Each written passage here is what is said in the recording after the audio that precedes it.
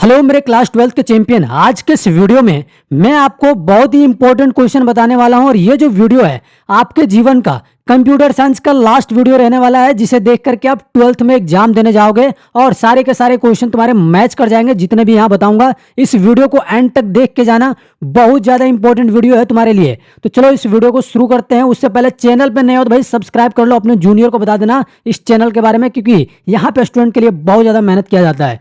चलो आगे बढ़ते हैं।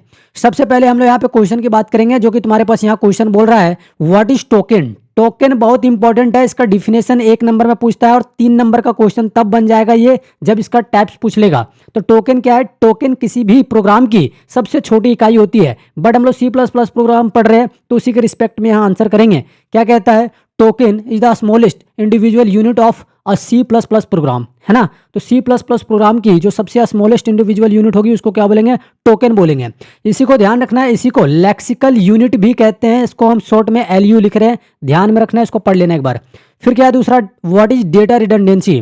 डेटा रिडंडेंसी का मतलब होता है जब एक डेटाबेस के अंदर डेटा का डुप्लीकेशन होता है, मतलब एक ही डेटा को बार बार लिखोगे, मतलब डेटा रिपीट कर रही है, तो उसको हम क्या बोलते हैं? डेटा रिडंडेंसी बोलते हैं। तो वही लिखा हुआ है, data redundancy means duplication of same data in more than one place, है ना। डेटा स्ट्रक्चर के अंदर एक ही डेटा को अगर तुम अलग अलग प्लेस पे लिख रहे हो तो वो डुप्लीकेशन ऑफ डेटा कहलाएगी, मतलब डेटा रिडंडेंसी कहलाएगी। इस चीज को ध्यान रखना, ठीक है। आगे क्या बोलता है? What is topology. टोपोलॉजी क्या होता है? तो कहता है topology is the physical arrangement of computers in a network.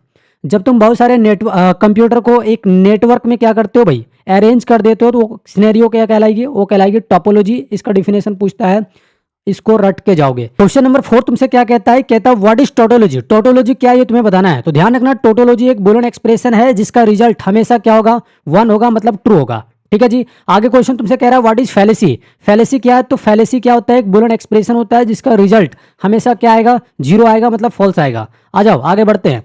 तुम्हारे पास क्वेश्चन नंबर 6 क्या कहता है? What is contradiction. कॉन्ट्राडिक्शन एक नया टर्म है, क्या होता है देखो। कहता है contradiction is an expression that is always false. Contradiction एक ऐसा एक्सप्रेशन है जो हमेशा क्या होगा? फॉल्स होगा, गलत होगा, जिसकी वैल्यू हमेशा क्या होगी? 0 होगी, ठीक है जी। आगे तुम्हारे पास बोला व्हाट इज कॉन्टीजेंसी। कॉन्टीजेंसी क्या होती है भाई? ये तुम्हें बताना है। तो कॉन्टीजेंसी जो होती है वो क्या बोलता है देखो। Contingency is an expression whose result depend on the input value. Contingency का मतलब क्या है? एक एक्सप्रेशन जिसका रिजल्ट इनपुट वैल्यू क्या तुम कर रहे हो उसके ऊपर डिपेंड करेगा, ठीक है जी। ओके, आगे तुमसे बोला व्हाट इज आइडेंटिफायर। तो लिखा हुआ है identifier is the same name given two variable, function, class etcetera. Identifier क्या भाई? ये क्या है तुम्हारे पास? वेरिएबल है जो कि कहाँ दिया जाता है भाई? तुम फंक्शन के नाम में भी अलग से अपने हिसाब से तुम वेरिएबल सेट कर सकते हो, क्लास में भी, मतलब जो तुम अपने हिसाब से प्रोग्राम में चीज़ों को चेंज कर सकते हो, जो वर्ड को अपने तरीके से लिख सकते हो, जिसे यूजर अपने तरीके से डिफाइन कर सकता है, वो कहलाएगा क्या? आइडेंटिफायर। ध्यान रखना इस बात को। आगे बढ़ते हैं। देखो तुमसे कहता है व्हाट इज प्रोटोकॉल। तो प्रोटोकॉल क्या होता है? प्रोटोकॉल समझते हो ना, जैसे मोदी जी आते हैं भारत में तो कहते हैं भाई इनका प्रोटोकॉल लगा हुआ है अभी, मतलब रूल रेगुलेशन, है ना। तो वही कहता है यहाँ पे protocol is a set of rules use to या use for data communication in network. Protocol क्या है? एक सेट ऑफ रूल्स है जिसका यूज करेंगे डेटा कम्युनिकेशन के लिए। कहाँ पे? तो नेटवर्क में, ठीक। आगे कहता है व्हाट इज IP एड्रेस। बहुत इंपॉर्टेंट है, ये तुम्हारे एग्जाम में पूछता है। कहता है IP address is a unique number that identify a computer on network. IP address क्या है? एक यूनिक नंबर है जो आइडेंटिफाई करता है कंप्यूटर को, कहाँ? नेटवर्क में, है ना। आगे आ जाओ। तुमसे कहता है व्हाट इज नॉर्मलाइजेशन। नॉर्मलाइजेशन क्या होता है? तो नॉर्मलाइजेशन क्या होता है? Normalization is the process of reducing data redundancy in database. Database के अंदर जो डुप्लीकेशन ऑफ डेटा होती है उसको रिड्यूस करने की जो प्रोसेस होती है दैट इज कॉल्ड नॉर्मलाइजेशन, ठीक है जी। आगे तुमसे कहता है व्हाट इज डेटा इंटीग्रिटी। तो डेटा इंटीग्रिटी क्या होता है? तो कहता है data integrity means accuracy and consistency of data in database, है ना। डेटाबेस के अंदर एक्यूरेसी एंड कंसिस्टेंसी जो होती है डेटा की, उसी को हम कहते हैं डेटा इंटीग्रिटी। आगे तुमसे कह रहा है व्हाट इज फेयरवॉल। तो फेयरवॉल क्या होता है? तो कहता है firewall is a security system that protects network from unauthorised access, है ना भाई। तुम्हारा जो सिस्टम है, कंप्यूटर सिस्टम है, उसके लिए फायरवॉल क्या है? एक सिक्योरिटी सिस्टम है, एक सिक्योरिटी तुम्हें प्रोवाइड करता है, तुम्हें प्रोटेक्ट करता है तुम्हारे सिस्टम को। किस चीज़ से? तो जो अनऑथराइज्ड एक्सेस है, मतलब जो तुम्हारे वायरस वगैरह हैं, उस चीज़ से बताता है ना। आगे तुमसे कह रहा है व्हाट इज डोमेन नेम। तो कहता है domain name is the unique name of a website on internet. Internet में जो वेबसाइट होती है ना भाई, इंटरनेट पे अलग अलग वेबसाइट है, उस वेबसाइट की एक यूनिक नेम जो होती है उसी को हम क्या कहते हैं, डोमेन नेम कहते हैं। इंपॉर्टेंट है, ये तुम्हारे एग्जाम में पूछता है। आगे तुमसे कह रहा है what is D Morgan law, तो ये तुम्हारा बस इसका स्टेटमेंट पूछा है, इसका एक्सप्रेशन नहीं पूछा है। तो क्या होता है डी मॉर्गन लॉ, तो कहता है De Morgan law are use to simplify Boolean expression. De Morgan law क्या है, एक बूलियन थ्योरम है, एक बूलियन लॉ है, जिसका यूज हम लोग क्या करेंगे भाई, सिंप्लीफाई करने के लिए करेंगे बूलियन एक्सप्रेशन को। आगे बढ़ते हैं। क्वेश्चन नंबर तुम्हारे पास यहाँ पे 16 क्या कहता है, व्हाट इज रूटर। ये तुम्हारे पास नेटवर्किंग डिवाइसेस से क्वेश्चन है। रूटर क्या है भाई, तो कहता है router is a networking device use to connect two or more networks. Router क्या है, एक नेटवर्किंग डिवाइस है जिसका यूज हम लोग करेंगे दो या उससे ज्यादा नेटवर्क को कंप्यूटर में एक साथ कनेक्ट करने के लिए। ठीक है जी। आगे क्या बोला, व्हाट इज मोडेम। मोडेम क्या होता है, मोडेम एक कंप्यूटर डिवाइस है, इसका पूरा मतलब होता है मॉड्यूलेशन डीमॉड्यूलेशन या फिर मॉड्यूलेटर डीमॉड्यूलेटर। ठीक, कहता है modem is a device that convert digital signal into analog and vice versa. मतलब ये डिजिटल सिग्नल को किसमें चेंज करेगा, एनालॉग सिग्नल में, और एनालॉग सिग्नल को डिजिटल सिग्नल में चेंज करेगा। इस चीज को ध्यान रखना। आगे तुमसे पूछा व्हाट इज बैंडविड्थ, है ना। अब इसको तुम लोग फिजिक्स में भी पढ़ा होगा थोड़ा सा बैंडविड्थ के बारे में। तो बैंडविड्थ क्या होता है, तो कहता है bandwidth is the data transfer capacity of a network. Bandwidth क्या है, तो डेटा का ट्रांसफर कैपेसिटी है जो कि नेटवर्क का होता है ना। Bandwidth is the data transfer capacity of a network. एक नेटवर्क की जो डेटा ट्रांसफर करने की जो कैपेसिटी है दैट इज कॉल्ड बैंडविड्थ, है ना। आगे तुमसे कह रहा है व्हाट इज पैकेट। पैकेट क्या होती है, तो कहता है packet is a small unit of data transmitted over a network, है ना। जो हम लोग नेटवर्क में डेटा का ट्रांसमिट करते हैं ना भाई, एक छोटे छोटे पैकेट में, यूनिट में, उसी को हम क्या कह रहे हैं, पैकेट कह रहे हैं। तो ये लिखा हुआ packet is a small unit of data transmitted over a network. ठीक है जी। ओके, आगे तुमसे कह रहा है व्हाट इज HTTP। देखो HTTP का पूरा मतलब होता है हाइपर टेक्स्ट ट्रांसफर प्रोटोकॉल। ठीक, तो ये क्या कहता है, HTTP is a protocol use to transfer web pages on internet.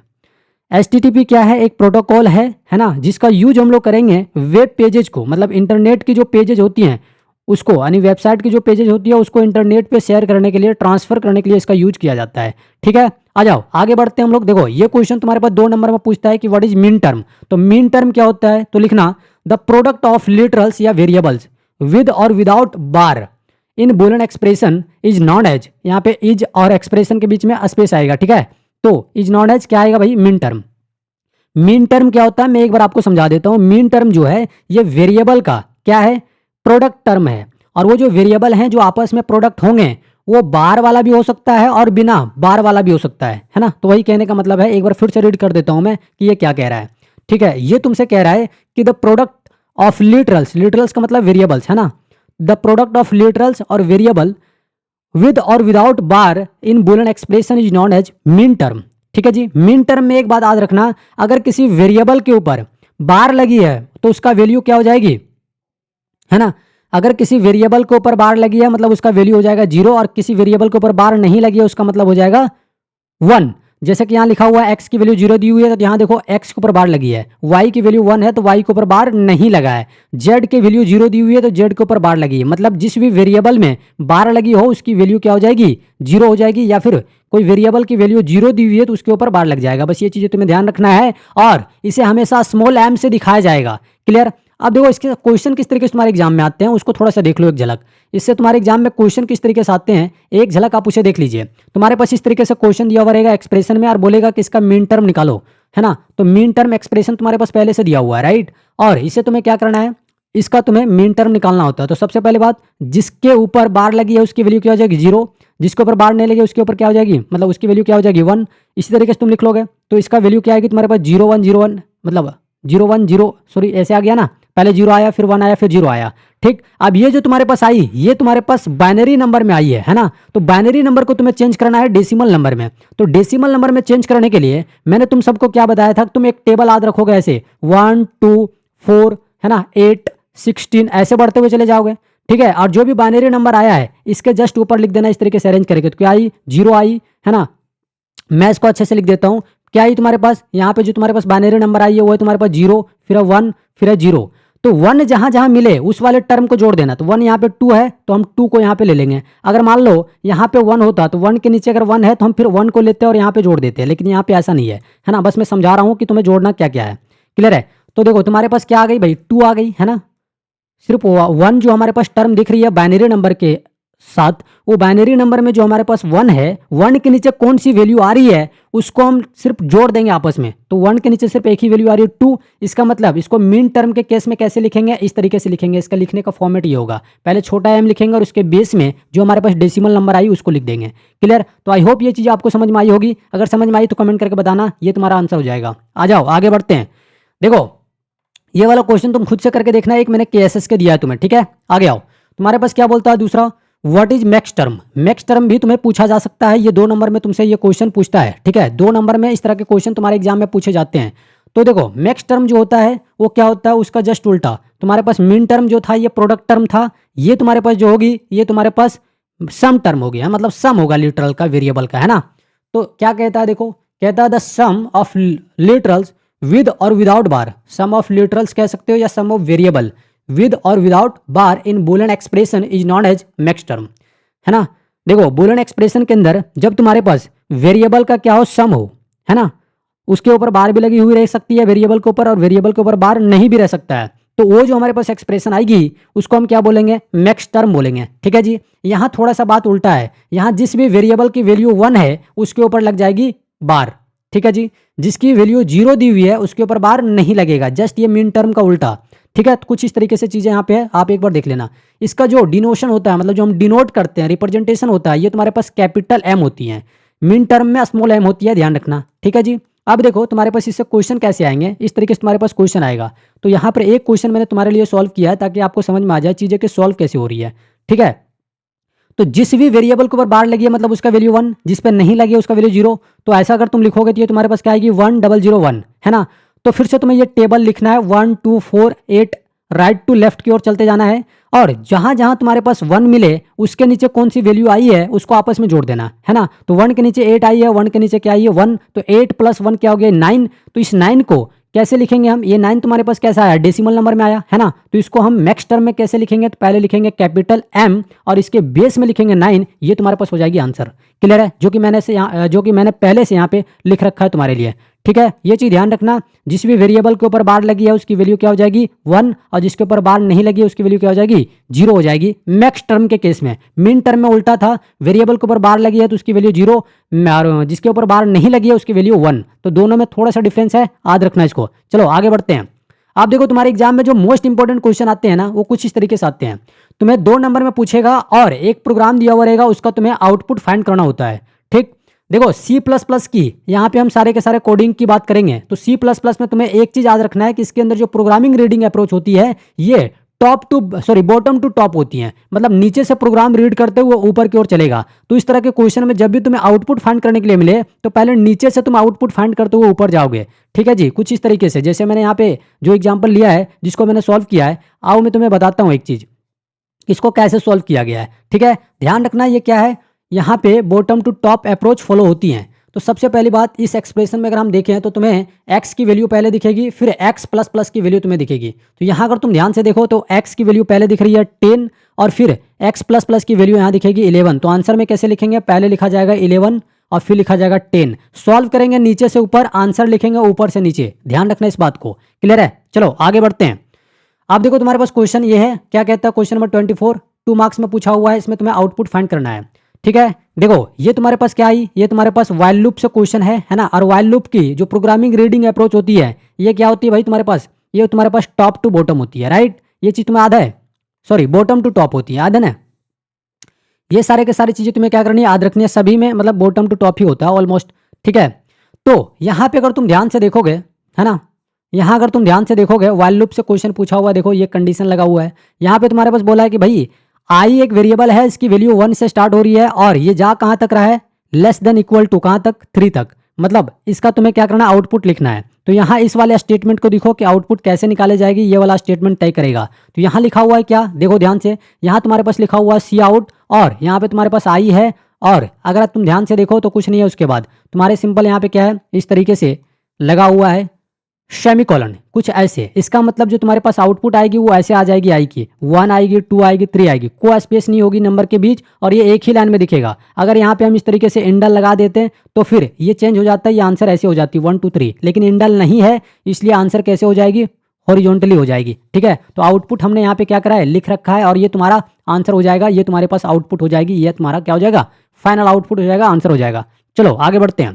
Question number 25, ये भी तुम्हारे पास क्या है भाई, ये वीवीआई क्वेश्चन है। इस तरह के क्वेश्चन तुम्हारे एग्जाम में 110% गारंटी है कि पूछे जाएंगे। तो इसको तुम क्या करोगे, अच्छे से कर लोगे। ये तुमसे क्या कहता है, तुम्हें आउटपुट फाइंड करना है, 2 मार्क्स का क्वेश्चन है, तुम्हारे पास प्रोग्राम दिया हुआ है, इसका आउटपुट फाइंड करना है। तो अगर तुम ध्यान से देखोगे तो ये तुम्हारे पास जो इफ स्टेटमेंट मैंने तुम सबको पढ़ाया था, और जो इफ एल्स स्टेटमेंट मैंने तुम सबको पढ़ाया था, उस वाले सेक्शन से यहाँ पे ये क्वेश्चन पूछा गया है। तो इसका यूज करते हुए तुम्हें सारी चीजें क्या करना होता है भाई, लिखना होता है। तो सुनना, इफ स्टेटमेंट जो होगी, इसका स्टेटमेंट तब रन होगी जब कंडीशन जो है, ये कंडीशन क्या हो जाए, ट्रू हो जाए।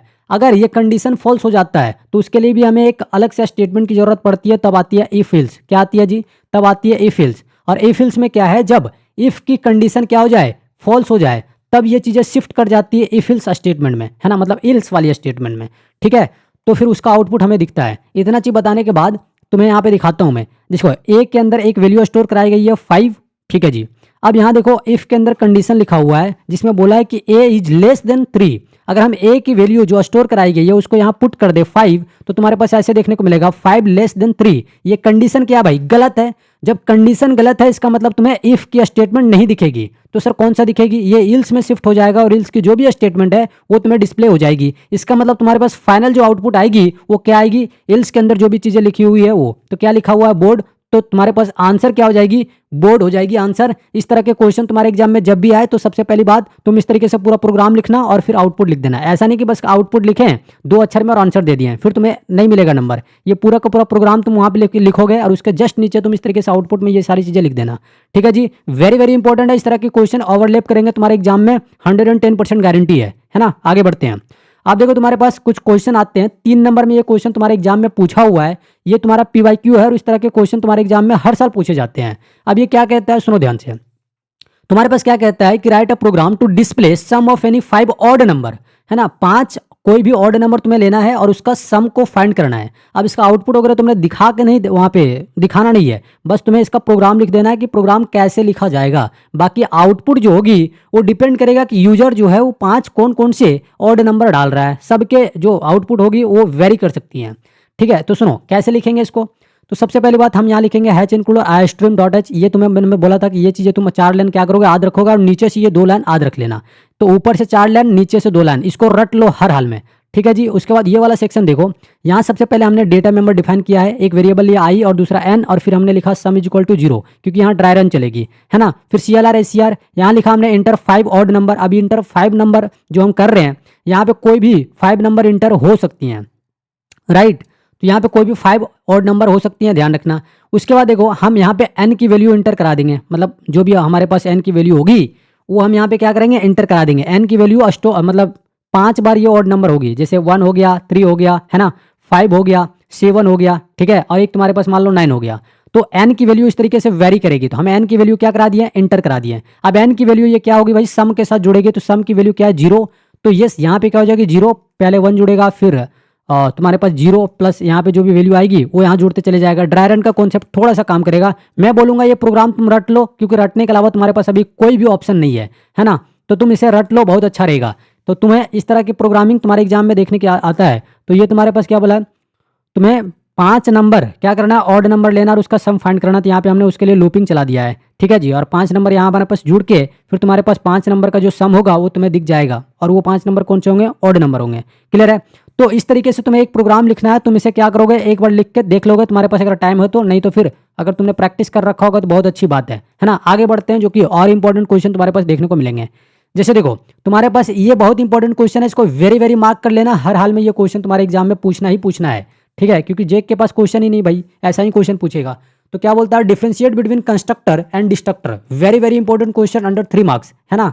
देखो कंस्ट्रक्टर और डिस्ट्रक्टर के बीच तुम्हें क्या करनी है, डिफरेंस बताना है। ये क्वेश्चन मैंने पिछले 1-2 वीडियो में भी बताया हुआ है, ठीक। क्या कहता है तुमसे, देखो ध्यान से, ये जो तुम्हारे पास डिफरेंस है इसमें कंस्ट्रक्टर की बात करेंगे। ये कहता है use to initialize object. Constructor का यूज ऑब्जेक्ट को इनिशियलाइज करने के लिए करेंगे, वेल डिस्ट्रक्टर का यूज हम लोग करेंगे ऑब्जेक्ट को डिस्ट्रॉय करने के लिए, राइट। कंस्ट्रक्टर में क्या होता है कि इसका जो नेम होता है वो सेम होता है क्लास के नाम के, मतलब जो क्लास का नाम होगा वही नाम किसका होगा भाई, वही नाम कंस्ट्रक्टर का होगा। उसी तरीके से डिस्ट्रक्टर के अंदर जो क्लास का नाम होगा वही डिस्ट्रक्टर का नाम होगा, लेकिन फर्क बस इतना है कि क्लास के नाम के पहले यहाँ पे एक टिल्ड ऑपरेटर लग जाएगी, है ना। तो टिल्ड ऑपरेटर के साथ डिस्ट्रक्टर क्या होता है, प्रीसीड करता है। ये क्वेश्चन तुम्हारे एग्जाम में पूछा हुआ है, ठीक है जी। आगे देखो, आगे बढ़ते हैं।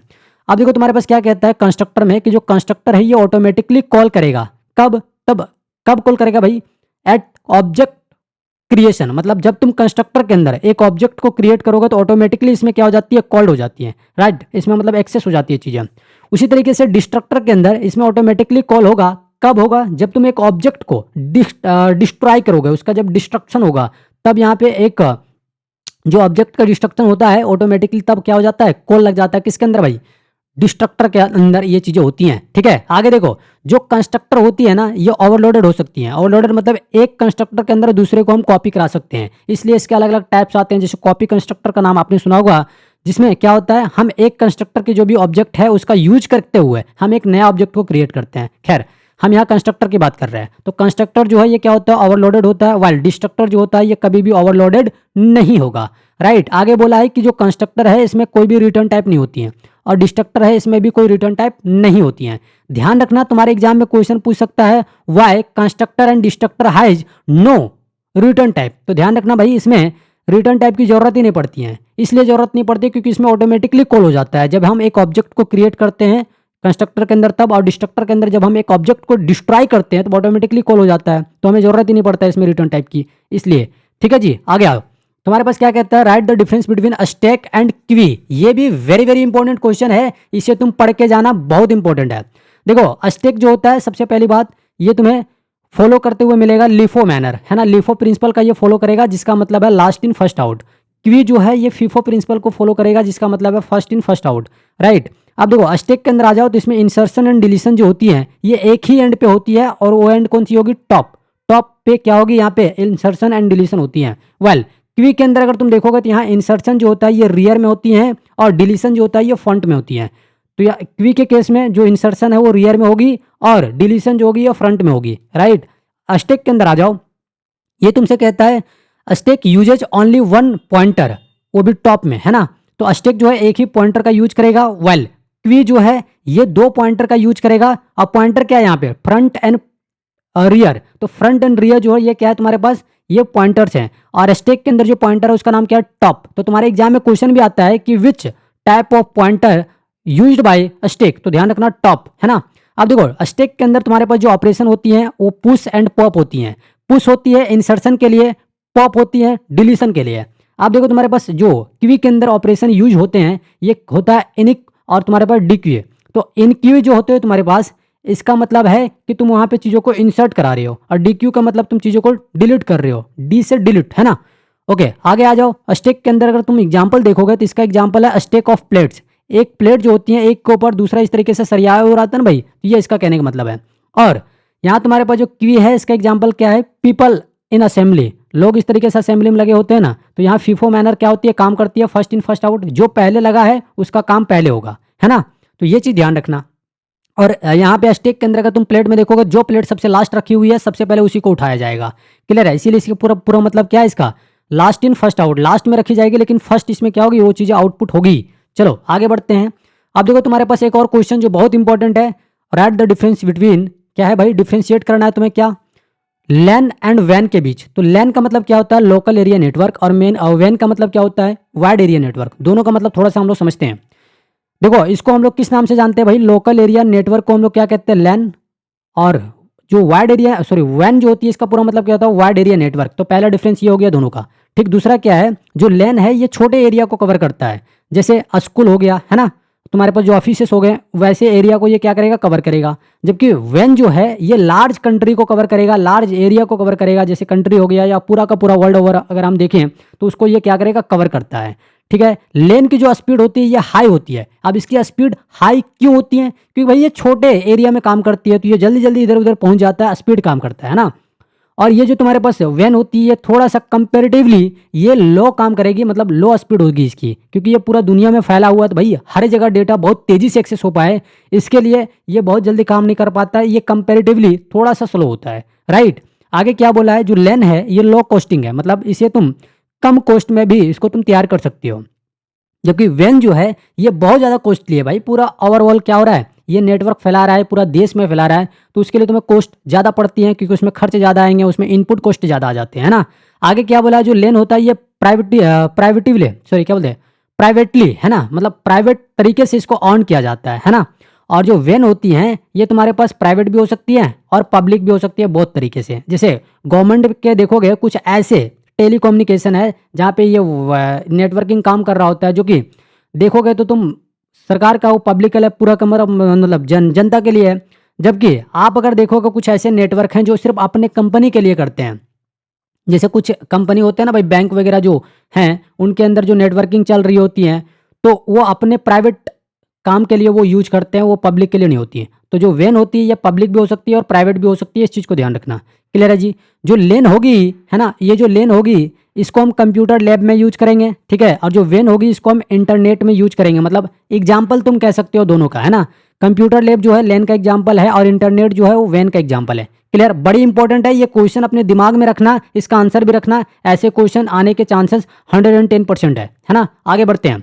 आप देखो तुम्हारे पास 3 नंबर में लॉजिक गेट जो मैंने पढ़ाया था उसके जो यूजेज हैं वो तुम्हें करने हैं और एक क्वेश्चन को तैयार करना है। मतलब एक्सप्रेशन के जो तुम्हारे पास दिए हुए रहेंगे एक्सप्रेशन, उसका तुम्हें एक सर्किट डायग्राम बनाना होता है। तो जैसे तुम्हारे पास एक यहाँ पे एक्सप्रेशन दिया हुआ है C bar plus A B bar plus A bar into B, तो इसके लिए तुम्हें क्या करना है, एक सर्किट डायग्राम बनाना है। तो तुम्हें पता है कि डॉट जब भी आए इसके लिए हम कौन सा सिंबल बनाएंगे, ये वाला बनाएंगे। ये तुम्हारे पास कौन सा गेट होता था, ये तुम्हारे पास एंड गेट होता था, राइट। और जब भी प्लस आए तो प्लस में तुम्हारे पास ये वाला तुम्हारे पास क्या बनता था, इस तरीके से फिगर बनती थी। और ये तुम्हारे पास कौन सा गेट होता था, ये तुम्हारे पास और गेट होता था, राइट। इसमें प्लस वाली सिंबल आएगी। तो ये दोनों का हमने यूज किया है। और इसके अलावा अगर तुम देखोगे अगर हमारे पास इस तरीके से है तो इसका मतलब क्या है कि अगर हमारे पास कोई वेरिएबल है ना, और अगर हम इसको कॉम्प्लीमेंट में चेंज करना चाहते हैं तो अगर हम इसको ऐसे लिखते हैं तो इसका मतलब ए जो है इसके ऊपर कॉम्प्लीमेंट लग जाएगा और वैल्यू इसमें रिवर्स कर जाएगी 0 से 1 और 1 से 0, है ना। तो इस तरीके से ये क्या करेगी, रिवर्स कर जाएगी। तो हमने ये सारे के सारे फिगर क्या किया है,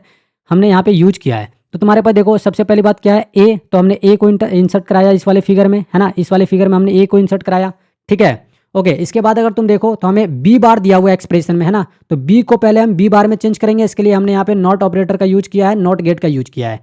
क्लियर, तो ये हमारे पास आउटपुट दे दी ए इंटू बी बार। क्लियर है जी, ओके। उसी तरीके से यहाँ देखो हमारे पास ए है, मतलब यहाँ पे ध्यान से अगर तुम देखोगे तो यहाँ पे क्या हो जाएगी, ए हो जाएगी ऐसे, है ना। तो ए को हमने इंसर्ट कराया तो यहाँ पे हमने नॉट गेट का यूज किया, तो ए जो हमारे पास थी उसको ए कॉम्प्लीमेंट में बदल दिया, ठीक है जी। और बी जो है सीधा इसमें इंसर्ट हो गई। तो हमारे पास यहाँ पे आउटपुट क्या आएगी इस वाले केस में, ए बार इंटू बी, ये आ गया, ठीक है। अब यहाँ देखो तुम्हारे पास नीचे एक क्या दिया हुआ है, सी बार। तो सबसे पहले सी लिखेंगे और इसको नॉट गेट के से पास कराएंगे, तो यहाँ पे तुम्हारे पास दे देगा ये सी बार। तो सी बार आ गई। अब तीनों को जोड़ करके तुम्हें लिखना है फाइनल एक्सप्रेशन। तो तीनों को जोड़ा जा रहा है, सभी के बीच में क्या है, प्लस का सिंबल। देखो तो सभी के बीच में अगर प्लस का सिंबल है तो इसके लिए कौन सा यहाँ पे गेट आएगी तुम्हारे पास, ये आएगी तुम्हारे पास और गेट, राइट। तो सभी को हम जोड़ देंगे तो तुम्हारे पास आ जाएगी ए इंटू बी बार प्लस ए इंटू मतलब ए बार इंटू बी प्लस सी बार। तो इसको हमने इस तरीके से लिखा। फाइनल एक्सप्रेशन जो तुम्हारे पास होगी ये वाली आ जाएगी। मतलब फिगर तुम्हें ये वाला बनाना था सिर्फ, बाकी एक्सप्रेशन तो तुम्हारे ये दिया हुआ है क्वेश्चन में ही। अगर तुम इतना करके आते हो तो तुम्हें 3 नंबर मिल जाएंगे सर्किट डायग्राम बनाने से। आसान है, लॉजिक है इसमें, अगर आप लॉजिक याद रखते हो तो आसान है तुम्हारे लिए, तुम आसानी से कर ले जाओगे। और ये सारी चीज़ें मैंने तुम सबको सिखा रखा है ना। चलो आगे बढ़ते हैं, कुछ और क्वेश्चन यहाँ पे हम लोग करेंगे। जैसे एक क्वेश्चन तुम्हारे पास दिया हुआ है, कई बार तुम्हारे पास फिगर दिए हुए रहेंगे और तुम्हें इसका एक्सप्रेशन को क्या पढ़ना पड़ेगा, क्या करना पड़ेगा, इसके एक्सप्रेशन को लिखना पड़ेगा, राइट। तो इसके एक्सप्रेशन को तुम कैसे लिखोगे, सिंपल है, मैंने ये चीज़ें यहाँ पे करके दिखाया है, देख लो तुम।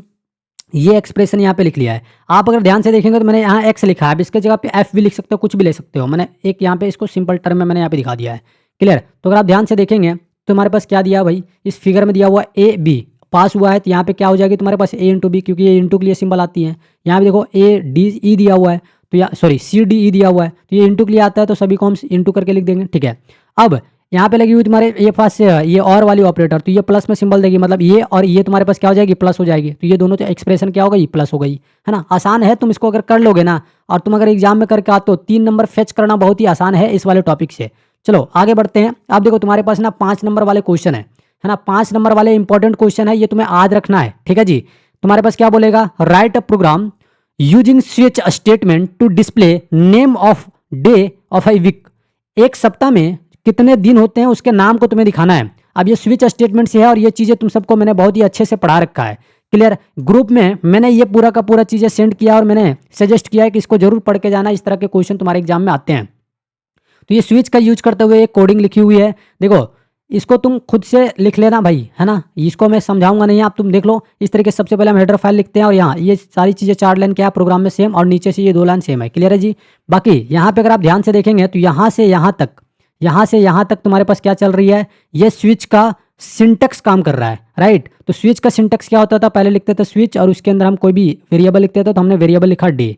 अब उस वेरिएबल को हम यहाँ पे क्या लिखे, डे, है ना, और डे हमारे पास क्या है, यहाँ पे एक डेटा मेंबर भी है जो कि इंटीजर वैल्यू कंटेन करेगा। तो पहले हमने इसके अंदर वैल्यू एंटर कराया 1, तो 1 जब हम लिखेंगे केस के अंदर तो 1 के जगह पे हमें कौन सी डे दिखेगी, संडे। फिर इसको हम ब्रेक कर देंगे, मतलब इस वाले स्टेटमेंट को हम डिस्प्ले करने के बाद हम ब्रेक करेंगे, लूप को खत्म कर दिया है।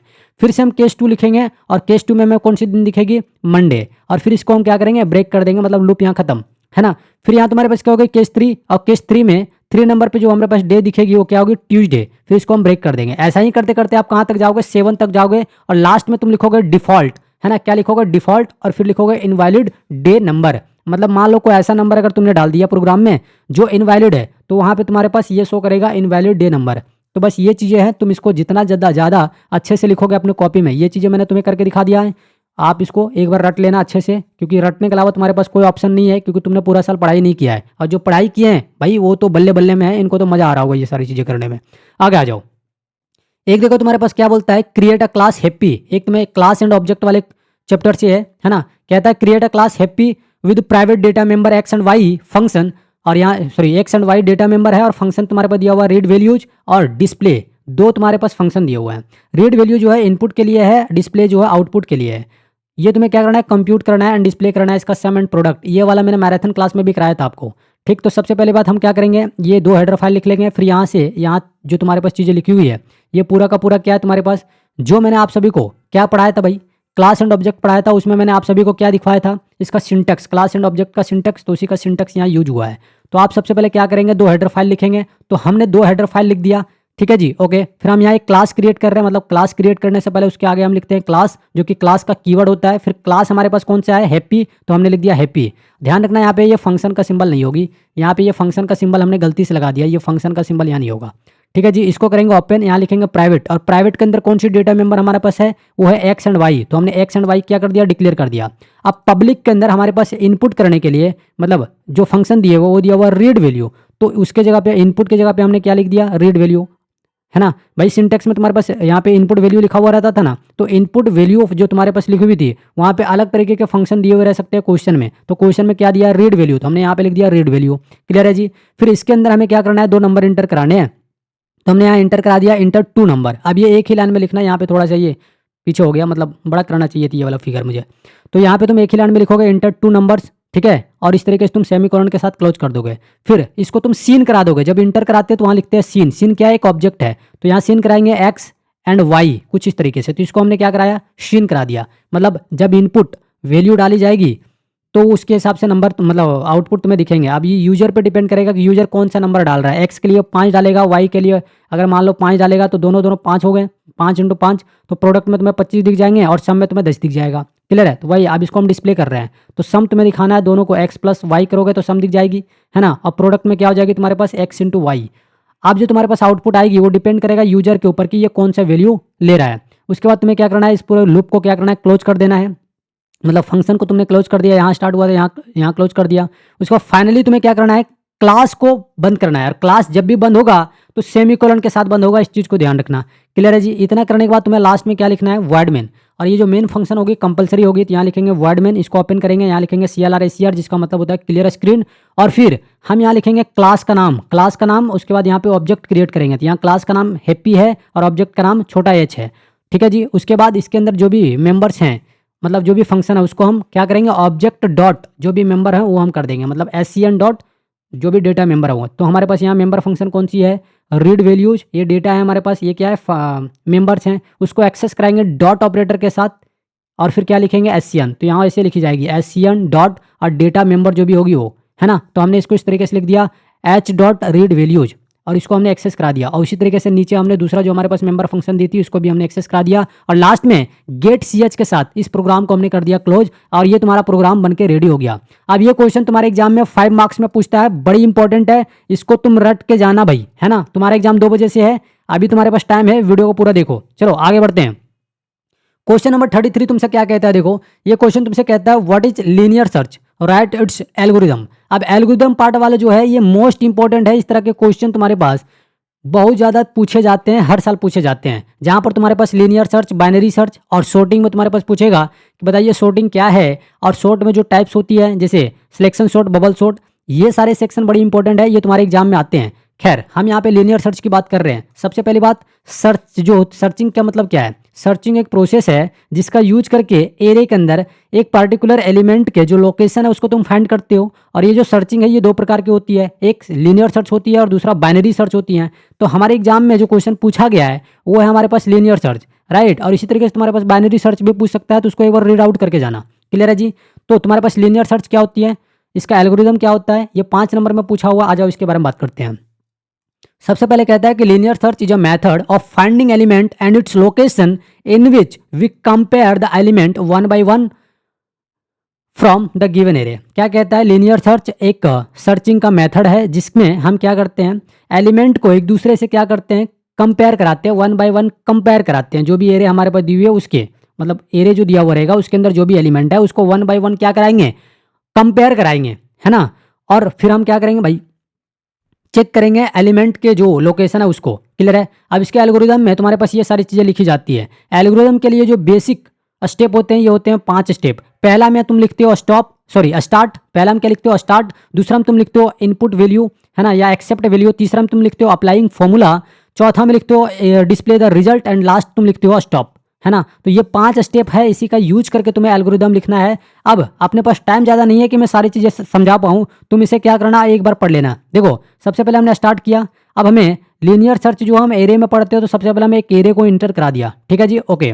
अब देखो एल्गोरिदम के केस में जब तुम इंडेक्स की वैल्यू स्टार्ट करोगे तो वहाँ 0 से स्टार्ट मत करना, वो 0 से स्टार्ट नहीं होगी, 1 से स्टार्ट होगी। कब, जब तुम एल्गोरिदम लिखो या प्रोग्राम लिखो तब।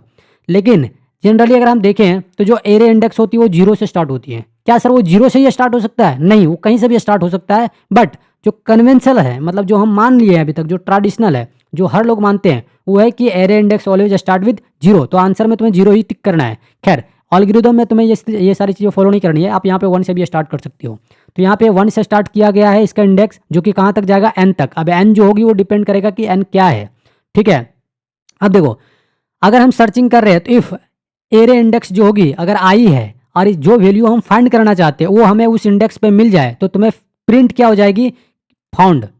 और ये चीज़ें क्या हो जाएगी, मतलब एल्गोरिदम आगे चलना क्या कर देगा, स्टॉप कर देगा। और अगर इस इंडेक्स पे हमें वो एलिमेंट नहीं मिली जो एलिमेंट हम फाइंड करना चाहते हैं तो तुम्हारे पास यहाँ क्या डिस्प्ले होगी, नॉट फाउंड। और फिर तुम्हारे पास क्या हो जाएगी, एल्गोरिदम क्लोज हो जाएगी। अब ये चीज़ें तुम अपने एग्जाम में लिख के आना एकदम डिट्टो, तुम्हारा एक भी नंबर नहीं कटेगा, लेकिन सही से लिखना, इधर उधर कुछ भी आगे पीछे स्टेप मत कर देना, ठीक है जी। वेरी वेरी इंपॉर्टेंट है। एल्गोरिदम से तुम्हारे एग्जाम में क्वेश्चन आते हैं, चाहे वो लीनियर सर्च के हो, बाइनरी सर्च के हो, बबल सॉर्ट के हो या सिलेक्शन सॉर्ट के हो, बड़ी इंपॉर्टेंट है। या फिर स्टेक के हो या फिर चाहे वो क्यू की हो, ये सब सारे के सारे इंपॉर्टेंट होते हैं।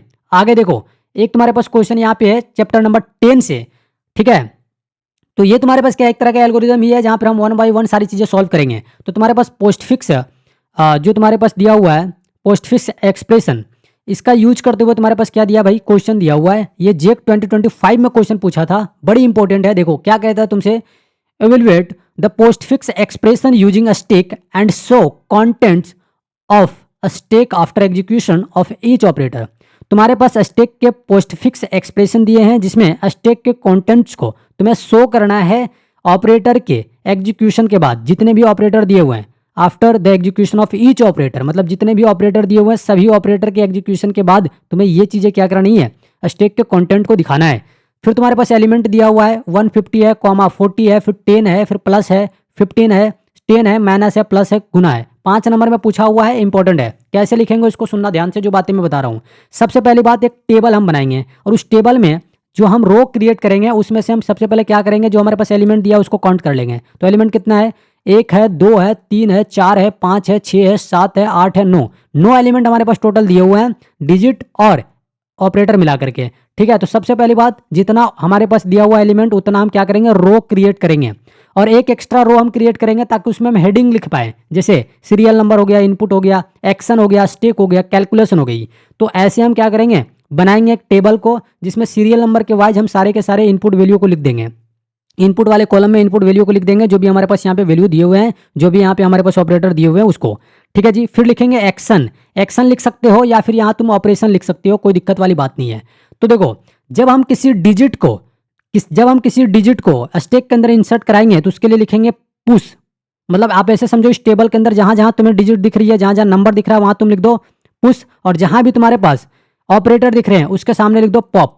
ऐसे समझ में आई बात, कुछ इस तरीके से जहां जहां तुम्हारे पास ऑपरेटर दिख रही है वहां क्या लिख दो, पॉप लिख दो। क्लियर है मेरी बात है, तुम सबको बोलो, क्या मेरी बात है तुम सबको क्लियर है? तो इस तरीके से तुम्हें क्या करना है, लिख लेना है। ठीक है जी, ओके। अब सुनो, स्टैक के अंदर हम कैसे लिखेंगे। तो सबसे पहली बात, तुम्हारे पास जो फर्स्ट लाइन में जो चीजें दी हुई है उसको तुम यहाँ पे आउटपुट करा दो। तो आउटपुट करा दिए 150। सेकंड लाइन वाली जो है उसको भी तुम यहाँ पे आउटपुट करा दो, लेकिन ऊपर में जो चीज़ आउटपुट हुई है उसको पहले लिखेंगे, फिर सेकंड रो वाली चीज को लिखेंगे। उसी तरीके से ऊपर जो दो रो हमने लिखा उसको लिख लो थर्ड रो में, और थर्ड रो में जो एलिमेंट है उसको कॉमा के साथ लिख लो। तो ऐसे ये चलते चले जाएगा। समझ में आई बातें? ठीक है जी। उसके बाद देखो, तुम्हारे पास क्या आया, प्लस, मतलब ऑपरेटर आ गया। तो ये जो ऑपरेटर है अपने से ऊपर वाला रो में काम करेगा। तो अपने से ऊपर वाला जो रो होगी उसमें जो तुम्हारे पास स्टैक के अंदर जो वैल्यू होंगी, लास्ट के जो दो वैल्यू होगी उसके ऊपर ये ऑपरेटर काम करता है ना। तो लास्ट के दो वैल्यू यहाँ पे क्या है तुम्हारे पास, 40 और 10, और ऑपरेटर कौन सा, प्लस। तो 40 प्लस 10 हो जाएगा, कितना आएगा जुड़ के 50। तो ये दोनों के दोनों जो तुम्हारे पास टर्म है ये एलिमिनेट हो जाएंगे, और उसके जगह पर क्या आएगी, इसको सॉल्व करने के बाद जो वैल्यू आई है वो वाला आ जाएगी। तो दोनों को सॉल्व करने के बाद कौन सी वैल्यू आई, 50। तो यहाँ लिख दिया 50। क्लियर है जी, ओके।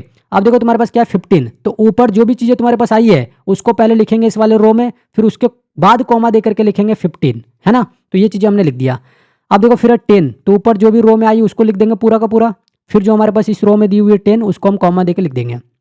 अब क्या है, माइनस। तो ये जो माइनस वाली सिंबल है ये अपने से ऊपर वाले रो में काम करेगी, और जो स्टैक के अंदर एक्सप्रेशन दी हुई है उसके लास्ट के जो दो वैल्यू होगी उसके ऊपर काम करेगा। तो लास्ट के दो वैल्यू कौन सी है, 15 और 10। ऑपरेटर कौन सा है, माइनस। तो फर्स्ट में से हम सेकंड को माइनस कर देंगे, तो ये तुम्हारे पास फर्स्ट वैल्यू होगी बड़ी, है ना, और उसमें से हम ये वाला माइनस कर देंगे। तो 15 माइनस 10 हो जाएगी। तो कितना तुम्हारे पास आएगा, आउटपुट में 5 आएगा, है ना। तो हम यहाँ क्या लिखेंगे, सेकंड वाले रो में हम क्या लिखेंगे, 5।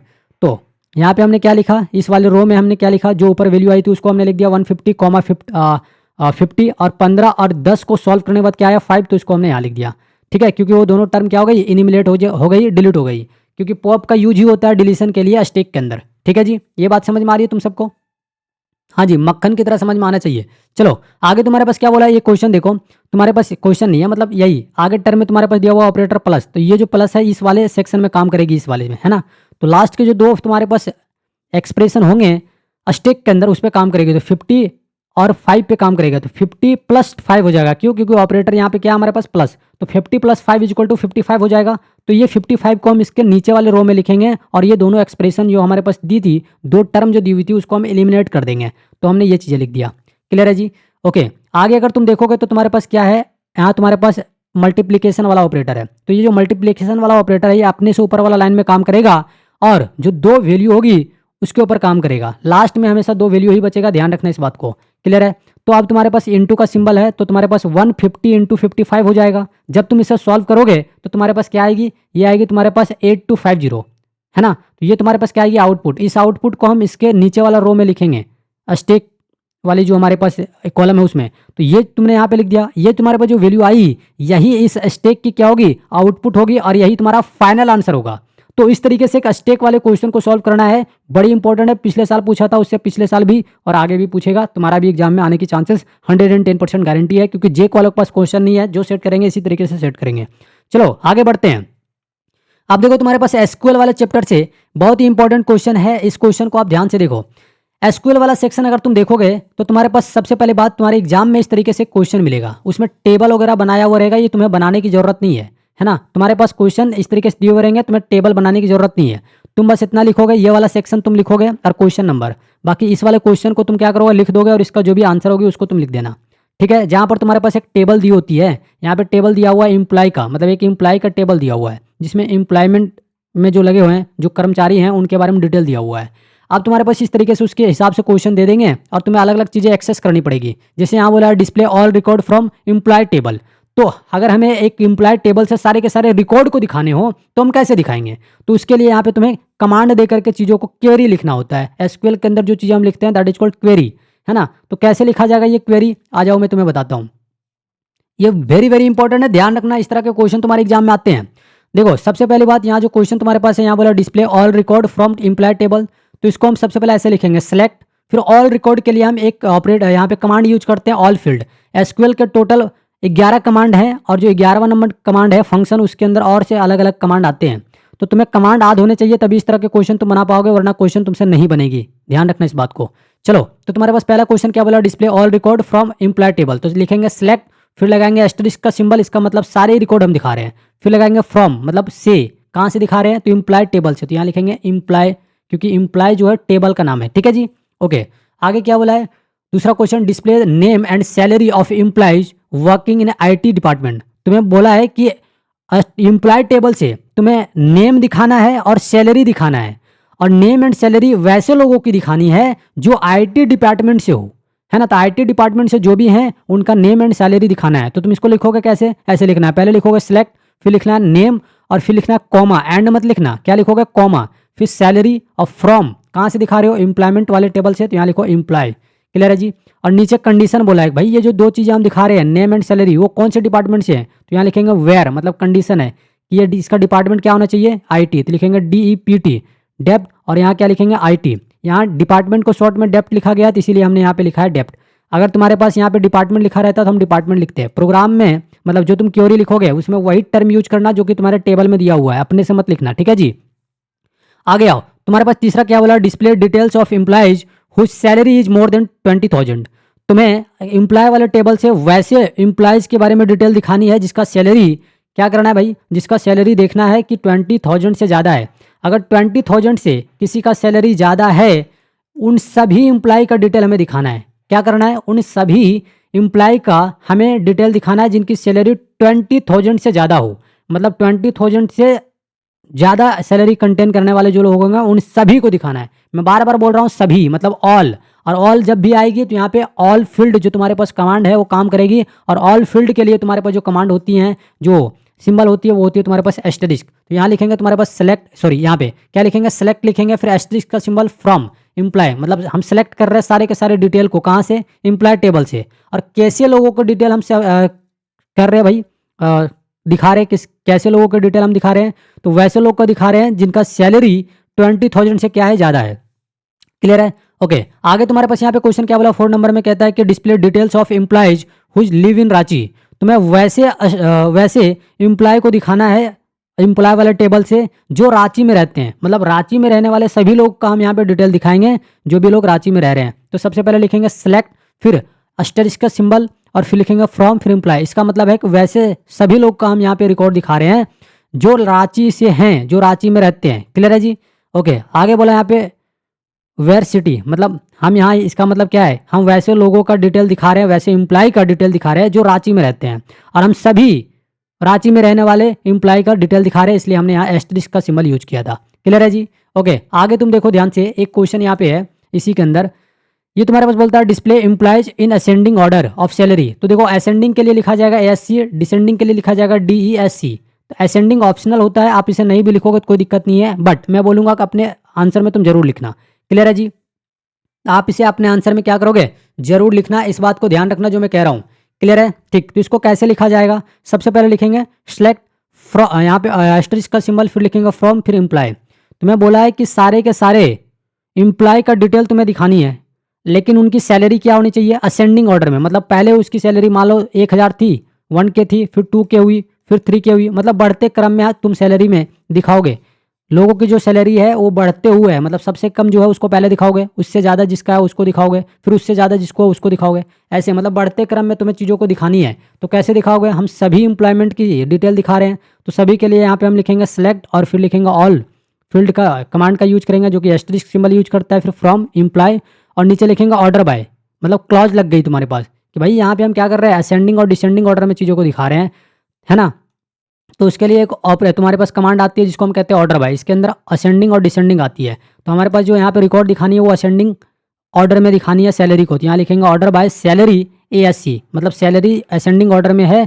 और उस वे में हम क्या कर रहे हैं भाई, अपने रिकॉर्ड को दिखा रहे हैं एम्प्लॉयमेंट वाले टेबल से। तो इस तरीके के क्वेश्चन तुम्हारे एग्जाम में आते हैं। ये 5 नंबर में आता है। तुम्हारे पास ये टेबल दिया हुआ रहेगा और इस तरीके से 5 क्वेश्चन दिए हुए रहेंगे। हर एक क्वेश्चन के सॉल्व करने से तुम्हें 1 नंबर मिलेगा, 1 मार्क्स मिलेगा। इस ध्यान रखना है, 1 मार्क मिलेगा। क्लियर है? इसके लिए भी 1 मार्क, इसके लिए भी 1 मार्क, इसके लिए भी, मतलब टोटल 5 क्वेश्चन दिए हुए रहेंगे टेबल के नीचे और सभी को तुम सॉल्व करोगे तो 1-1 नंबर तुम्हें मिलेगा। वेरी वेरी इंपॉर्टेंट है। इस तरह के क्वेश्चन तुम्हारे एग्जाम में आते हैं। इसको पढ़ के जाना जरूर। तुम्हारा एग्जाम 2 बजे से है, अभी टाइम है। चलो आगे बढ़ते हैं। यहाँ देखो तुम्हारे पास क्या कहता है, कर्नॉफ मैप क्या है। ये इंपॉर्टेंट क्वेश्चन है, ये भी बहुत इंपॉर्टेंट क्वेश्चन है। इस तरह के क्वेश्चन तुम्हारे एग्जाम में पूछे जाएंगे भाई। ये तुम्हारे पास कोई चांस नहीं है कि इस तरह के क्वेश्चन छूट जाए, नहीं छूटना चाहिए। इस तरह के एग्जाम में तुम्हारे पास क्वेश्चन देखने को मिलते हैं। क्या कहता है, व्हाट इज कर्नॉफ मैप। कर्नॉफ मैप क्या है ये तुम्हें बताना है। तो इसका आंसर मैंने यहाँ पे कर दिया। 2 क्वेश्चन दिए हुए हैं तुम्हारे पास 3-3 नंबर में, सॉरी 18 नंबर में। तो तुम्हारे पास 18 नंबर में कह सकते हो, या 2 नंबर में डिफिनेशन और 3 नंबर में सोल्यूशन दिया हुआ है। ये तुम्हारे पास 3 नंबर में दिया हुआ है और ये तुम्हारे पास 2 मार्क्स में दिया हुआ है। क्लियर? ये क्वेश्चन 2 सेक्शन में बटा हुआ है। 5 नंबर का क्वेश्चन है। इसका डिफिनेशन अगर तुम लिखोगे के मैप के बारे में तो ये 2 नंबर में तुमसे पूछेगा, है ना, ये 2 नंबर में। और तुम्हारे पास जो इसका जो टेबल है, कर्नॉफ मैप का जो टेबल तुम बनाओगे, एक्सप्रेशन लिखोगे, ये तुम्हारे पास 3 मार्क्स में पूछता है। तो 2+3 का यहाँ पे सिनेरियो देखने को मिलेगा। तो इसको कैसे सॉल्व करेंगे, सबसे पहले देखो आंसर लिखेंगे हम के मैप का, मतलब कर्नॉफ मैप का। तो क्या है के मैप, जो होता है एक सिंपल ग्राफिकल मेथड है जिसका यूज हम लोग करते हैं सिंप्लीफाई करने के लिए। क्या, तो बूलियन एक्सप्रेशन को इजिली, है ना, आसानी से बूलियन एक्सप्रेशन को सॉल्व करने के लिए के मैप का यूज हम करते हैं। के मैप का पूरा मतलब होता है कर्नॉफ मैप। कर्नॉफ एक व्यक्ति का नाम था, खैर वो सब हमें नहीं जानना हम लोग को। यहाँ देखो इसका यूज हम लोग किस लिए करते हैं वो चीज़ लिख देना। तो सबसे पहली बात, इसका यूज करते हैं किस लिए, तो it reduces the Boolean expression into a minimum form. एक बड़े से बड़े बूलियन एक्सप्रेशन अगर तुम्हारे पास दी हुई है और उसको अगर तुम छोटे फॉर्म में डिस्प्ले करना चाहते हो तब हम के मैप का यूज करेंगे। समझ में आई बात है? उसके बाद वो दूसरा क्या बोला है, it helps in designing simpler logic circuit. अगर तुम्हें सिंपल तरीके से लॉजिक सर्किट डिजाइन करना हो, on that time we will use K map. Clear है जी? आगे आओ। आप देखो इसका एक्सप्रेशन तुम्हें सॉल्व करना है ना। तो इसका एक्सप्रेशन को कैसे सॉल्व करेंगे, सबसे पहली बात तुम्हारे पास क्या बोला, obtain a simplified form for the following Boolean expression using के मैप। तुम्हारे पास एक एक्सप्रेशन दिया हुआ है और इस एक्सप्रेशन का यूज करके तुम्हें क्या करना है, के मैप का यूज करके इस एक्सप्रेशन का सिंपल फॉर्म तुम्हें क्या करनी है, अचीव करनी है, ऑब्टेन करनी है। तो कैसे करेंगे, देखो सबसे पहली बात यहाँ पे तुम्हारे पास 2 चीजें आएगी। इस तरीके से सिंबल है तो ये तुम्हारे पास दिखाती है एसओपी को, और एसओपी में क्या होती है, सम ऑफ प्रोडक्ट, मतलब जो प्रोडक्ट होंगे टर्म उन सभी का क्या होगा, इस सभी का सम होगा। क्लियर? दूसरा यहाँ पे आती है तुम्हारे पास पीओएस, मतलब प्रोडक्ट ऑफ सम। जो भी सम तुम्हारे पास दिए हुए रहेंगे, जैसे मान लो ए बी यहाँ पे ऐसे है, ऐसे मान लो दिया हुआ है तुम्हारे पास a + b ऐसे, और यहाँ दिया हुआ b+c, तो ये तुम्हारे पास प्लस वाला है ना भाई। तो इन सभी को हम अगर आपस में प्रोडक्ट कर दें तो इसको हम बोलते हैं प्रोडक्ट ऑफ सम, मतलब सम के हम प्रोडक्ट कर रहे हैं। लेकिन यहाँ पे जो तुम्हारे पास क्वेश्चन दी हुई है उसमें दिखाया गया है सिग्मा, तो सिग्मा तुम्हारे पास दिखाता है एसओपी, मतलब सम ऑफ प्रोडक्ट। तो इसके लिए हम कैसे लिखेंगे, सबसे पहली बात हम यहाँ पे टेबल बनाएंगे, और ये टेबल कैसे बनाई जाएगी, ये फॉर्मूला यूज होता है टू द पावर n, जहाँ पे n जो होता है नंबर ऑफ वेरिएबल होता है ना। n क्या होता है, n तुम्हारे पास नंबर ऑफ वेरिएबल होता है, ध्यान रखना इस बात को। n क्या होती है तुम्हारे पास, n जो होती है ये नंबर ऑफ वेरिएबल होता है। तो वेरिएबल हमारे पास कितने हैं, 4 हैं, a b c d। तो 4 वेरिएबल के लिए हम यहाँ पे क्या करेंगे, टू द पावर 4 पुट करेंगे तो ये आ जाएगा तुम्हारे पास 16। कितना आ जाएगा, 16। ये जो 16 आया उस टेबल के अंदर कितने सेल हैं ये चीज दिखाता है। क्लियर है जी? ओके, तो ये चीज़ हमने कर दिया। तो टोटल इस टेबल के अंदर सेल कितने हैं, 16 है। अब इसमें हम 1-1 फिल किए हैं। ये कैसे फिल किया गया है, तो ये देखो ये सारे के सारे तुम्हारे पास मीन टर्म दिए हुए हैं, मतलब मीन पोजीशन दिया हुआ है। तो टेबल के अंदर तुम्हें ये ग्रे कोड याद रखना होता है। फिलहाल ये फिगर याद रख लो। देखो कैसे फिल किया जाता है, पोजीशन तुम्हारे पास होती है टेबल के अंदर, ये 0 का पोजीशन होता है, ये 1 का होता है, ये तुम्हारे पास 3 का पोजीशन है, ये 2 का पोजीशन है, ये 4 का पोजीशन है, ये 5 का पोजीशन है, ये 7 का पोजीशन है, ये तुम्हारे पास यहाँ पे तुम्हारे पास ये 6 का पोजीशन होता है, ये तुम्हारे पास 12 का पोजीशन होता है, ये तुम्हारे पास 13 का होता है, ये तुम्हारे पास 15 का होता है, ये 14 का, ये तुम्हारे पास 8 का होता है, ये 9 का होता है, ठीक है, ये तुम्हारे पास 10 का होता है और ये 11 का होता है। क्लियर? तो ये तुम्हारे पास एक टेबल के अंदर पोजीशन हो गए जो कि मीन टर्म का पोजीशन होता है। अब इस फंक्शन के अंदर तुम्हारे पास सिग्मा के अंदर जो तुम्हारे पास वैल्यू दी हुई है ये मीन टर्म का वैल्यू दिया हुआ है। तो मीन टर्म जो हमारे पास दिए हुए हैं फंक्शन के अंदर, उसको हम जहाँ जहाँ टेबल में उसकी पोजीशन है उस वाले पोजीशन को हम देखेंगे और देखेंगे वो पोजीशन क्या हमें फंक्शन में दिया है, तो उस पोजीशन पे हम क्या लिखेंगे 1। तो अगर तुम ध्यान से देखोगे तो 1 इस टेबल में मेंशन है, 0 मेंशन है, देखो 0 यहाँ पे है, तो 0 इस वाले में मेंशन है, इसका मतलब उस वाले पोजीशन पे हम क्या लिखेंगे 0, जहाँ पे जिसके 0 टेबल में जिस पोजीशन पे आता है वहाँ पे हम क्या लिखेंगे 1। तो यहाँ पे हमने लिख दिया 1, 1 जो है यहाँ पे मेंशन है टेबल में, तो उसके पोजीशन पे क्या लिखेंगे 1। उसी तरीके से उसका पोजीशन देख करके हमने 1 1 पुट कर दिया है, राइट। अब यहाँ पे देखो घेरा लगाया गया है। अब ये जो घेरा लगाया गया है इसको हम कैसे लगाएंगे, 3 चीज़ आएगी। सबसे पहले ऑक्टल आएगी, है ना, फिर तुम्हारे पास आएगी क्वाड, क्या आएगी क्वाड, और एक तुम्हारे पास आएगी पेयर, इस तरीके से। तो सबसे पहली बात हम क्या करेंगे, सबसे पहली बात हम यहाँ पे ऑक्टल बनाने की कोशिश करेंगे। ऑक्टल नहीं बनेगा तो क्वाड बनाने की कोशिश करेंगे, और क्वाड नहीं बनेगा तो हम पेयर बनाने की कोशिश करेंगे। इस चीज़ को ध्यान रखना, क्लियर है जी। ओके, तो सबसे पहली बात देखो, हमारे पास क्वाड बन रही थी तो हमने यहाँ पे क्वाड बना दिया। देखो ये हमने सबसे पहले क्वाड बनाया, इसको हमने मान लिया है, नाम दे दिया है। अभी इसका नाम दिया हमने 2, है ना, और सबसे पहले मैंने नाम दिया इसको। तो दूसरा यहाँ पे तो हमारे पास जो बनेगी यहाँ पे ऑक्टल, वो क्या बनेगी, इस तरीके से यहाँ से क्वाड आ जाएगी और इधर से क्वाड आ जाएगी। ओवरलैपिंग पॉसिबल होती है तो इस तरीके से बनी, और ये ऐसे बनी। दोनों को हम मिलाएंगे इस तरीके से, दोनों को अगर हम इस तरीके से मिलाएं तो ये तुम्हारे पास क्या बन जाएगी, एक ऑक्टल बन जाएगी। ऑक्टल का मतलब जिसके अंदर 8 वैल्यू कंटेन किए जाते हो। तो ये ऑक्टल तुम्हारे पास ऑक्टल नंबर 1 बन गया, जो कि वहाँ पे मैंने लिखा 1, और दूसरा ऑक्टल तुम्हारे पास बन गई 2। तो यहाँ पे 2 ऑक्टल हमारे पास बन गई। तो हम हमेशा कोशिश करेंगे हमारे पास बड़े से बड़े जो तुम्हारे पास फिगर है वो बने, जैसे ऑक्टल, है ना, ऑक्टल तुम्हें हमेशा बनाने की कोशिश करना है। समझ में आई बात। अगर ऑक्टल नहीं बनेगा तब हम शिफ्ट कर जाएंगे किस में, तब हम शिफ्ट कर जाएंगे क्वाड में। अगर क्वाड नहीं बनेगा तो हम शिफ्ट कर जाएंगे पेयर में। इस चीज़ का खास ध्यान रखना, ठीक है जी। ओके, तो यहाँ देखेंगे तो सबसे पहली बात हमारे पास जो ऑक्टल आया उसमें से फर्स्ट वाला जो ऑक्टल हमने डिजाइन किया है उसके लिए जो तुम्हारे पास एक्सप्रेशन आ जाएगी उसको कैसे लिखेंगे। तो देखो यहाँ पे ये वाला रो तुम्हारे पास आया है और ये वाला रो आया, दोनों रो में कॉमन क्या मिल रही है तुम्हें, ये चीज़ मुझे बताओ, है ना। दोनों रो में अगर तुम देखो ध्यान से तो कॉमन क्या है, बी बार कॉमन है, तो हमने यहाँ लिख दिया बी बार, क्लियर है जी। और सर आपने रो में तो देख लिया, कॉलम में नहीं देखा भाई, कॉलम सभी में देखो सेम है, तो कोई आइडेंटिकल नहीं है। इसको और इसको तुम कंपेरिजन करो, इसको मतलब ये सभी को अगर तुम मिला दोगे तो कुछ भी चीज़ें कॉमन नहीं मिलेगी, इसका मतलब वहाँ पे कुछ भी नहीं होगा, राइट। तो तुम्हारे पास क्या आएगी फाइनल, जो तुम्हारे पास क्वाड सॉरी ऑक्टल 1 होगा इसके लिए एक्सप्रेशन आएगी बी बार, और एक्सप्रेशन जो 2 होगी इसमें अगर तुम ध्यान से देखो तो सारे के सारे जो इसमें हैं रो आ गए हैं, मतलब कोई भी एक्सप्रेशन नहीं आएगा, कुछ नहीं आएगा। लेकिन कॉलम 2 आए हैं तो दोनों रो में कॉमन क्या है, डी है कॉमन, तो इसके लिए एक्सप्रेशन आ जाएगी डी। तो फाइनल जो एक्सप्रेशन हम लिखेंगे उसमें हम जो हमारे पास ऑक्टल आई वो उसको प्लस करके लिखेंगे ऑक्टल दूसरे के साथ। तो आई की वैल्यू मतलब फर्स्ट की वैल्यू कितनी आई है, ये तुम्हारे पास आई है एक्सप्रेशन बी बार, तो हमने यहाँ पे लिखा बी बार, और सेकंड में तुम्हारे पास एक्सप्रेशन का I D bar, sorry D बार नहीं डी आया, तो दोनों को हम प्लस करके लिख देंगे। उसी चीज को हमने यहाँ पे लिखा है F is equal to B bar plus D, और ये तुम्हारे पास फाइनल आंसर होगी। ये तुम्हारे पास क्या होगी, फाइनल आंसर होगी। आई होप ये चीज़ें आपको समझ में आई होगी, है ना। अगर ये चीज़ें तुम्हें समझ में आई तो आज के इस वीडियो को हम एंड करते हैं। आई होप ये वीडियो आपको बहुत ज़्यादा मदद करेगी। तो ऑल द बेस्ट मेरे चैंपियन, आप सभी लोग जाइए अपने एग्जाम को लिखिए। बहुत बहुत धन्यवाद मेरे साथ इतना दिन बिताने के लिए। आपका एग्जाम बहुत ही अच्छा जाएगा। जितने भी चीज़ें मैंने आपको बताया है उसको आप अपने दिमाग में बिठा के रखना। जय हिंद, जय Bharat, Vande Mataram, all the best.